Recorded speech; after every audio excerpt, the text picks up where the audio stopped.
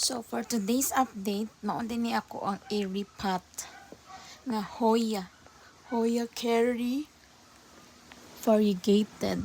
Ako na napalit sa SM. Grabe ni siya ka-stable. So ako na siyang airy pot. Ako ni tanawon kung unsa ni ka nindot ako ang soil if makaangay ba ni si Hoya, but as you can see, stable na siya. Napalitan na ko siya for only 799 peso. So naana na yung leaves nga 2 for 6.